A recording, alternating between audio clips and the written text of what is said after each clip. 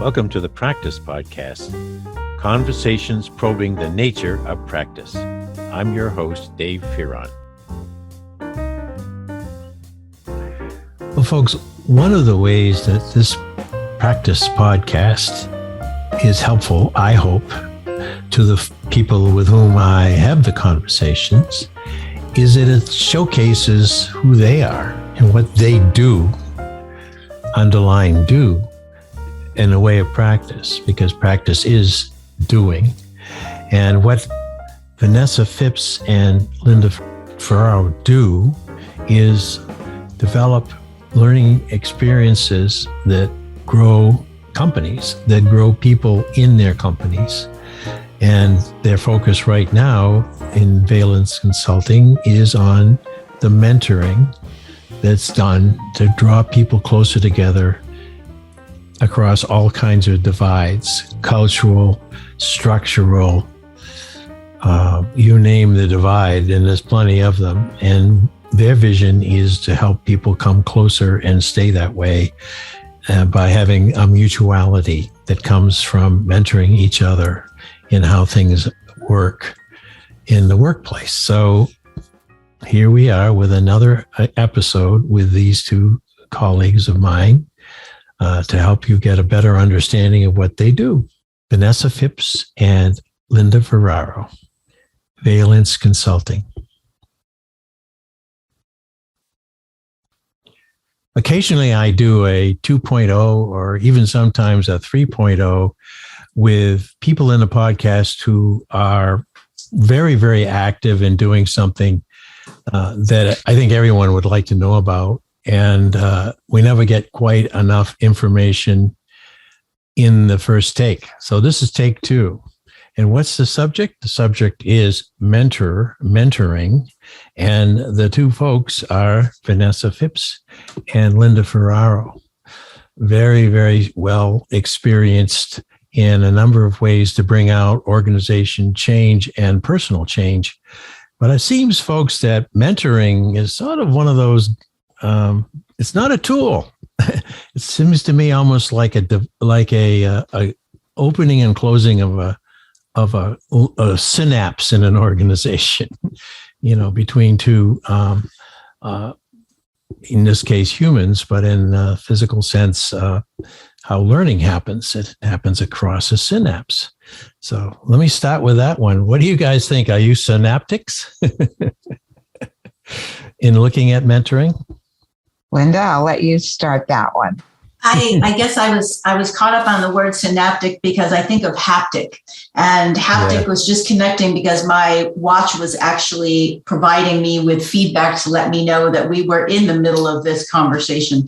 As far as firing on all synapses, I think the concept of collaboration and having this discussion about mentoring really connects right now to the conversations that are going on in workplaces with respect to really diminishing the space between more experienced employees and those more junior, if we wanted to say more senior in their roles, but that the conversation is definitely focused more on bringing people together and reducing power imbalances, which we alluded to a little bit in our first session. So I do believe synaptic in terms of the synapses firing, but I also do believe from the haptic perspective, a bit of the touch point and maybe not a very literal way.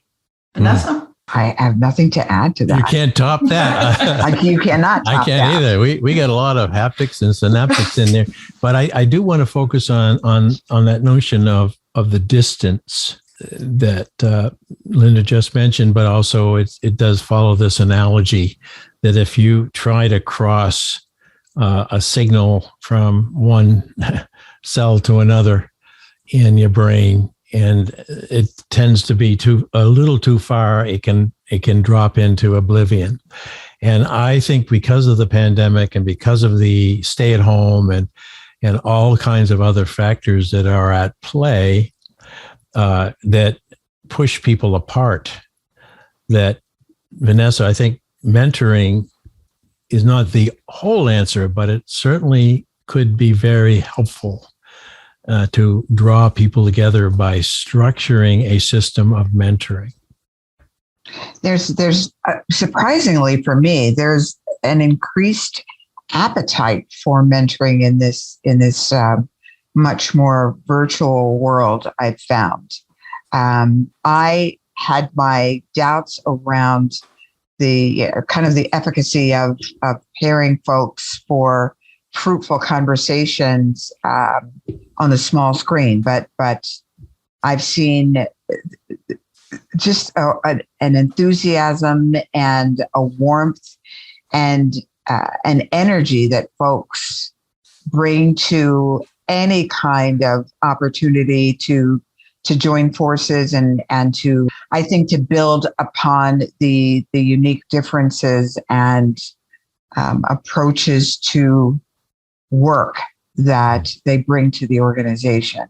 And specifically, when we're talking about something that is not hierarchical in nature, just the opportunity to lead, if we're talking about distance, for each person to lead from their own unique perspectives around what power means to them seems to be much more easy to do in these virtual situations. And again, I'm not sure why. Yeah, well, I'm looking at a screen with the three of us, and we have our boundaries are touching, and well put. It's a draw together that is coincidental, I think, to the Zoom phenomenon. But even if you're going to set up a place where someone goes to another person's office and they'll sit, the chairs will be positioned sometimes fairly far apart, and people read body language, they read all that. The other thing that I'm looking at the screen is I'm looking at your natural setting in the moment, mine, the office, and Linda's. And it's almost like, oh, gee, I love your chandelier. So it's something that draws us together, and maybe Zoom has been kind of helpful to that. That's a great point. And even the fact that I'm not behind the desk, and you're not in front of the desk. Mm-hmm. Yeah, that desk is quite symbolic, isn't it? Mm-hmm. It's my desk. You're in the side chair, literally the side chair. Yeah. When you folks worked in your last round, as I understand it, you had presented reverse mentoring, and now you're involving that to something new. But could you talk a little bit about the reverse mentoring idea and why? Linda, do you want to go at it? I'll give it a start, and then I'll pitch it over. So the reverse mentoring concept, it's interesting because if you look at the history associated with mentoring, there are different approaches, different applications and programs that are specifically oriented toward a thing, fixing or redressing an imbalance or making an attempt at bringing an underserved or underrepresented population within the workforce into a place where they have a greater level of visibility, but primarily a greater degree of access to resources, tools, opportunities that include promotions and training. Mm-hmm. And this particular application, while there certainly have been opportunities to provide mentoring for women in workplaces, of both Vanessa and I have experience in, this application was more toward the LGBTQAI plus community within a particular organization. So both of us have worked with employee resource groups. The goal of this one, I think, was particularly unique in that it was an opportunity to have conversations in a manufacturing environment where that wasn't necessarily the most progressive type of organization to have those conversations. So it was initially finding individuals who were interested in having the discussions, both from the more senior employee side, but also from those individuals who had identified that they would like to be involved in these conversations. And I think what was different about that one was that it really required creating a sense of safety and trust very early on, that the organization was committed to that. And those of us who were brought in to support, guide, facilitate the discussions and the process were people who had the ability to listen well, ask good questions, and provide an opportunity for those individuals who are part of the process to help guide it a bit when it maybe seemed like there was something more that they wanted to add, and we needed to hear them and make those modifications along the way. So I know that's a bit oblique, and I'll pass it over to Vanessa. I would say, thank you, Linda. We were very fortunate in working with that organization because one of my concerns in these reverse mentoring programs and processes is that the mentor, i.e., the more junior person in that process, sort of has some concern around how their ability to educate and inform will be impacted by this sort of natural hierarchical power that their mentee brings to the relationship, vis-a-vis their title or position or years of experience. And so, again, in this instance, it worked out well because the organization had prepared both the mentor and the mentee for the expectation that one person's power did not diminish the others. But I've seen it in other situations where it started out with this agreed upon appreciation for the value that the mentor was going to bring to the relationship, but it kind of got, I don't know, it felt as if the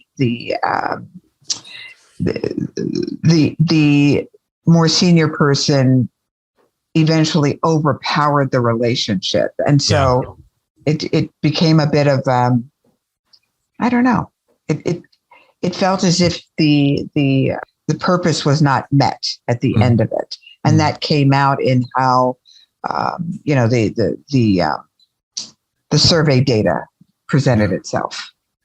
Well, it's even in this time, and maybe particularly in the climate that's just burst out on us in the last few days, the differences and all of the rest, it is a very bold thing for a company and you as the consultants, and particularly those participants in the mentoring relationship, to be doing.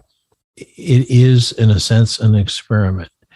But it sounds to me like when you did look at the survey data and you did think through what the power imbalances ultimately became, this is where I'm guessing you decided to look at the mutuality in a new way, as opposed to I am the person, in a little bit at the bottom of this heap here still. So could you guys talk a little bit about that? Because it sounds to me like there's a whole lot of learning necessary on both parts of the two-party relationship. One piece of that, and this was a big part of the conversation that Vanessa and I had, really hinged upon previous research that had been done on power imbalances. And if you go back to any of the scholarly articles, any of the research, there was this focus on power imbalances, and it was predicated on the fact that individuals who were in the lower level of the hierarchy accepted the discrepancy or accepted the power imbalances, whether we're talking culturally within countries, regions, companies, but that those individuals accepted those power imbalances. Mm-hmm. What we've been, I think, discovering over a period of years, and if you look at the scholarly research as well, you'll find it. One particular one is this European Journal of Business and Management Research. That was an article literally from the May issue that spoke about the fact that those kind of imbalances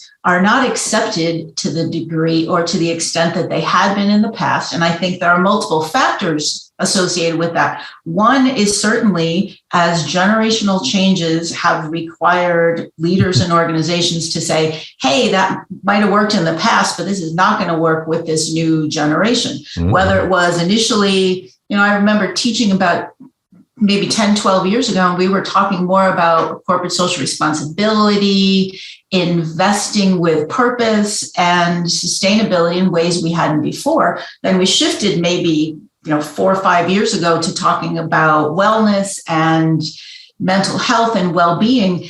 What we're finding is that the move to more remote workplaces, more collaborative kinds of spaces like we have right now, the one that we are in, has led to an understanding that not only didn't really work before, but it clearly doesn't work now, because the rate of change, the pace and the acceleration is such that, one, we cannot lose access to these important pools of talent, people, but it's absolutely necessary to understand that if you want to build a strong team and your team is not co-located, you are going to have to do a more effective job of reaching out to find out where people are. And having an artificial construct of there's so much space between you and me is just not going to work. Yeah. What do you think about that? I'm my head is spinning because I'm trying to figure, I'm looking at mentoring as part of the solution of what Linda just talked about, this trend. But I'm also wondering if it's powerful enough in a way that it's allowed to be brought in or encouraged in an organization without some new kind of twist to it, which I've got a feeling both of you are more than capable of doing. Vanessa, what is your vision for this mutual mentoring idea? So this word power is such a big word. And I think part of the big idea is getting folks to realize that giving power doesn't take away from the power that you have. Yeah. That it really just offers the opportunity to have a partnership, and a partnership that does not discount hierarchy, but invites opportunities to share experiences. And I'm going to go back again to one of my favorites from you, Dave, that invites this opportunity for speculative conversations. So I don't need to know more than you, nor do you need to know more than I. We just are in it to kind of wonder where we can go, both in our mutual relationship and in understanding different aspects of where we are in the workplace. Yeah, it takes me back to how things got done when I was a kid up in Maine. 2 or more people would arrive on the scene of a bit of a mess, and you'd stroke your chin, and everyone would be looking at each other, and then someone would venture the first idea. Well, what if we were to just move it over there and give it some air, and it equalized people immediately, because sometimes the one who said, why don't we move it over, was 11 and the other 2 were in 60 and 70. But the curiosity, was seemed to cover the whole situation. The puzzling over maybe if we try this or that, and if we were to move mentoring into a mutual examination of a bit of a mess. My hunch is there are plenty of bits of messes in any one small company, big company, you name it. And it doesn't require just technical answers. It's more about, how do you think this happened? And why do we even think it's a mess? Am I getting into what may be the sort of conversation that would go in a mutual mentoring Absolutely. situation? Because the quote unquote mess is different depending on where you're sitting in the organization. Yeah, it's true. So if indeed it is a mess, the opportunity to make it less messy is born out of seeing and hearing and recognizing what it looks like depending on where you are. Yeah. And that's I think it really cuts deep into human nature and the generosity of spirit that comes through when two or more people are not don't have the answer. No one person has the answer. And it's the messy part is like why we watch all these mystery shows and everything. It's really like, oh my God, who done it? And that, again, draws people together in more of a natural way. Linda, Vanessa and I are creating this whole thing. Are we leaving you out? No, not at all. To me, the mess is the opportunity. Yeah. The mess is what provides the purpose to come together to create further, to coalesce, to identify patterns that I might not see a pattern in the ice flow, but you might see something that I missed. And the opportunity to have the conversation together is really predicated, though, on the fact that all parties feel as if what they are offering is valued. Yeah. And when we were having this conversation about power imbalances and differentials, it's really about the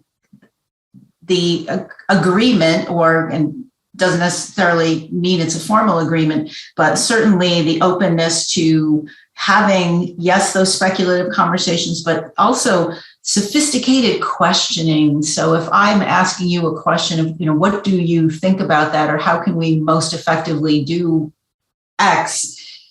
It might need to be a bit more informal. And I think part of what the mutual mentoring conversation really leads us to is this conversation about, yes, we're looking at ensuring that we are accomplishing goals within the organization or whatever the purpose is, collective purpose that we're reaching toward, but how are we doing it in a way that is appropriate for the environment? So, might be the workplace, it might be some kind of volunteer organization, and then coming to the point where it's not about who comes up with the idea that ultimately leads to the breakthrough. It's about how did we create this together? And how do we continue to, and that's one of the things that we've been speaking about in terms of the concept of cultural humility.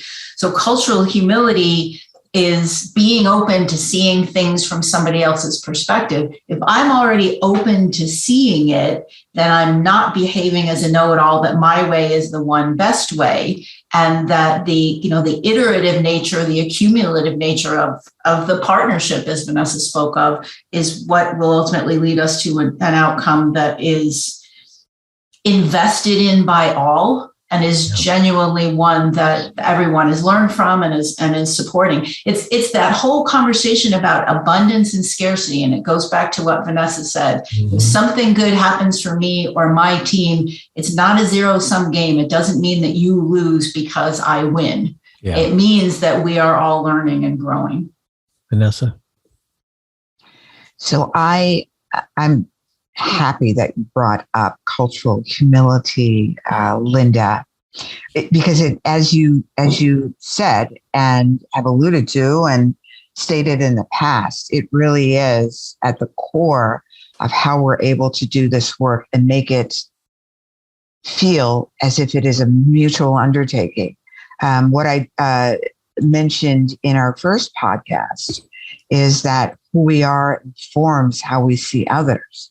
And so this being able to kind of question who we are, for myself as an African-American woman, considering what parts of my identity I'm always aware of, what parts are most noticeable to folks when they see me, how does my identity or my sense of identity shift depending on who's in the room? And even with that, what might some of my own blind spots and biases be? So all of that is so, so important. And being able to be humble about how we've seen ourselves and how we've seen that part of the world or the worlds in which we need to operate is hugely important. Yeah, I'm I'm an outsider in the conversation here in a way, but what I think is I see what I call the mess being something that draws the two people or more together, and the mess is where they can see, as Linda said, some outcomes, some results. The humility is that the mess is such that whether you're a senior person or whether you're African American who just joined the team, it is about coming up with some answers. So once you get into it, you get into the energy of dealing with the mess, you're surprised. It's like, oh, where did that idea come from? Oh, well, it came from Bob. Well, Bob, I mean, I've only pictured Bob as someone who had a lot of grease under his fingernails and, talk about manufacturing. But Bob came up with such a brilliant insight. And that kind of appreciation that arises as people flesh out this conversation, and the mess itself is reduced now to something they can all say as well. There, we can wipe our hands and move on. And I think there's a culture like the manufacturing culture. There's plenty of messes to go around, but also there's what I think gets people up every day is they want to get in there and make something happen. And I would hope that would be true of other settings, but particularly where you folks have been doing this work. Mm-hmm. As we're moving toward our unfortunate time limit, and 3.0 is already on my drawing board, what are your takes of what we've said so far, starting with you, Linda? Have we helped people understand mutual mentoring as you're visualizing it? I believe that we are scratching the surface of mutual mentoring on an organizational and a human level. So one of the things that's particularly helpful to think about this is putting yourself in those places where mutual mentoring is an opportunity in your everyday life. Yes. So I had the wonderful experience on Sunday of participating in a dance recital. And in this recital, I joined this dance studio just within the last couple of months, and they were getting ready for this performance. The instructor asked myself and a friend, "Hey, would you like to join us?" Now, I'd taken this one class a few times. The average age is, let's put it this way, they are much more oriented toward the generation, the TikTok generation, than I am from a chronological standpoint. And what we found is we would go and we were rehearsing with them, and it was really wonderful. And the day of performance, we're in the back of the high school at these classrooms, and we put the music on, and myself and my friend were just trying to work on some of the moves. And these two young women who were a part of the group from long past came in and said, "Hey, let's all work this bit together," because there was a few sections of the song we weren't quite sure of. Mm-hmm. We ended up talking, and they were proceeding to tell us how much they enjoyed having us there and what we brought to them. Yeah. And my perspective had all been, well, I'm stepping in on your stuff, and it's all, me learning from you. And that wasn't the way they saw it at all. And they were able to point to some very specific things that they enjoyed about us being there in those classes. And I walked away going, first of all, I love it anyway, and everybody's great at that studio. But the experience that I had speaking with them and then performing led me to say, this is mutual, and this is what cultural humility is all about. You don't know everything because you grew up dancing that style more than I did. And it's not the other way around either. But if you come together for that common goal, and Vanessa knows because I sent her 37 seconds of the video from the performance on Sunday, and she'll get to look at it another time. I can't wait to see it. I saw that pop up. I think I was maybe pushing on the mess idea too much, because what Linda just described is something quite different. it is co-creating. It is working with music, where there's plenty of analogies of music in any workplace. It's I know the song better than you, but together we can create a new song. And I think the idea there is that something better can come out for everyone. And then that feeling, Linda, that you were so positive about and wanted to share the video, if you could bottle that up and sell it, that feeling of look what we have done here.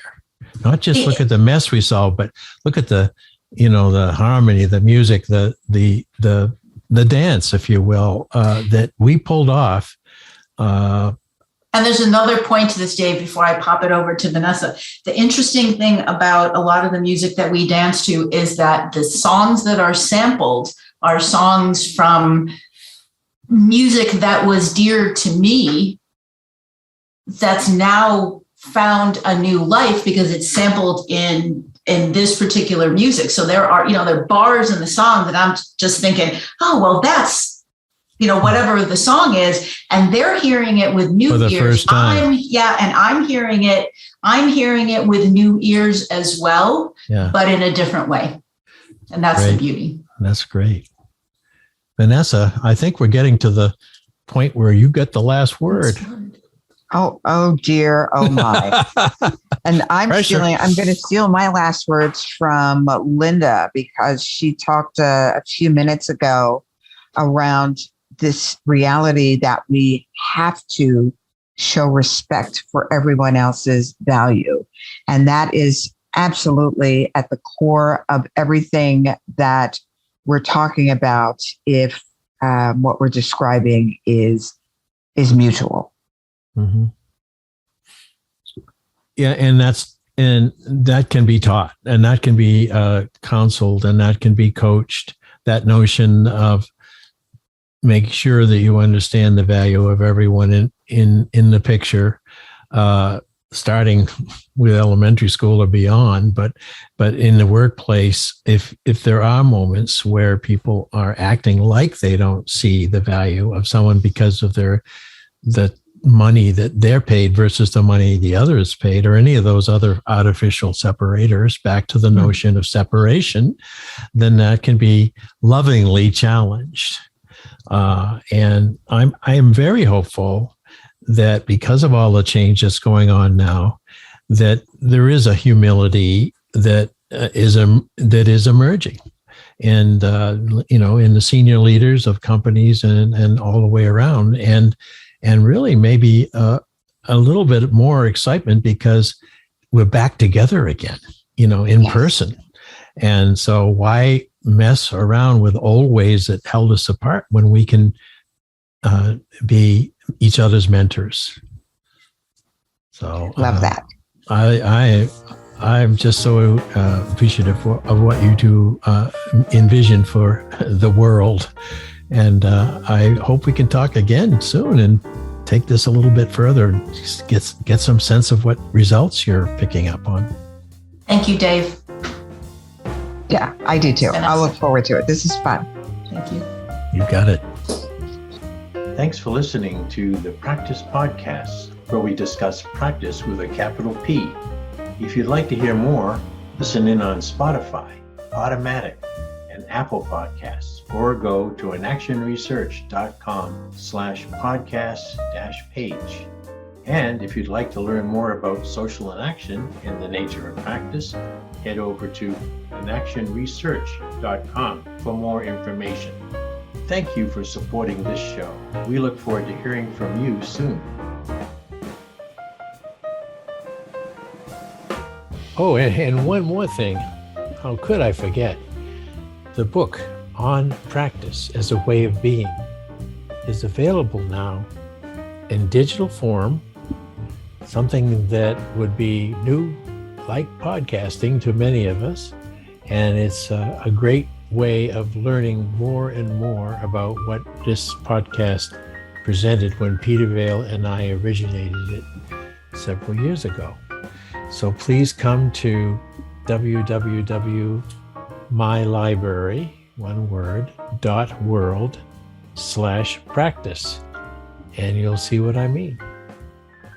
Thank you.